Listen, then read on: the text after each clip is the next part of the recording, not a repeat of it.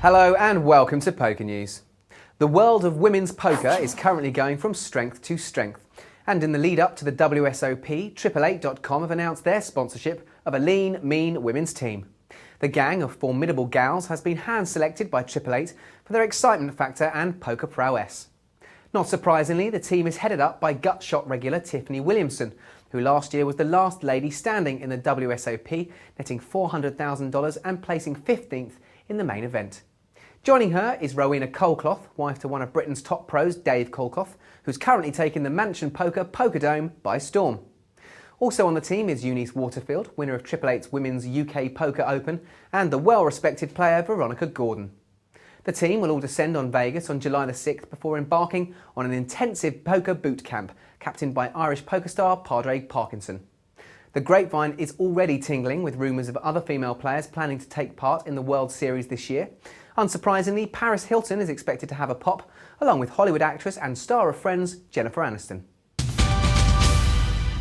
A children's poker camp called the Kids Poker Tour, planned for this summer in British Columbia, has unsurprisingly sparked controversy in Canada and was cancelled as a result of pressure from the British Columbian government.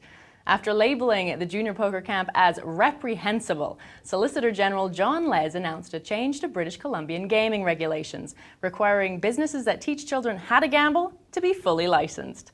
However, organisers of the two-day camp scheduled to begin this month fear that they've been misrepresented, claiming that the itinerary was to include maths and analytical skills from professionals in addition to the strong messages about the downfalls of gambling. 1.5 days of instruction in Texas Hold'em was to be followed by a half-day tournament with campers divided into two groups, 15 to 18-year-olds and 10 to 14-year-olds. The planned programming for the Kids Poker Tour had already been altered to make sure it met British Columbian regulation laws, with the cancellation of prizes such as educational subsidies and free admission to future events. It's unlikely any such event will be attempted in the future, as new regulations now require the possession of a permit, which can be denied if the event is not considered to be in the public's interest. Now, with the WSOP in full swing, we're going to have a look at the Europeans who have made it out there. So let's see who's making the most amount of money so far. Making the most is Spaniard Carlos the Matador Mortensen, who appeared from nowhere to become the World Series champion in 2001. In second place is Jack Rosenfeld from Denmark, who's made $46,000 so far.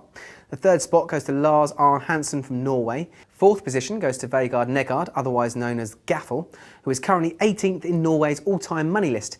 In at 5 is Italian Massimiliano Pescatoria, known on the circuit as Max. Last year he made 6 cashes at the WSOP, which altogether came to $101,620. Following in 6th is the first Brit to make the list, the famous Dave Devilfish Ulliott, who is currently on $16,673. In 7th is Takov Neponoshohik from Russia, who so far has won $12,000, which was in shorthanded, no-limit hold'em on the 30th of June. 8th position goes to Bertrand Gospelli from France. He's currently won $10,000. Peter Dahulschen from Netherlands follows in 9th. He won the PartyPoker.com Million Cruise in May 2006. And finally in 10th position is another Brit, Dave Shallow, who's previously done well in British tournaments but has never been to the World Series before. There have only been a select few people to win back-to-back main event World Series titles, namely Moss, Brunson, Chan and Unger. So how do we think Joe Hatcham will do this time around? He's got the same chance as the other 8,000 people. It's a complete lottery. The chances of him winning it again are just as ridiculous as the chances of him winning it last year or anyone else winning it this year. It's not really poker, it's a lottery. I can bet money on that he will not win. I'm quite confident of that. And finally, could the face of online poker be changing? One new website is planning to shake up the online community with the use of webcams. If the craze catches on, it will mean no more naked poker in the comfort of your own home, especially if your game is being televised by Poker Night Live. Having said that, naked dealers might be just the thing I need to keep me focused during a long online multi-table tournament. That's all from me. I'll see you next time.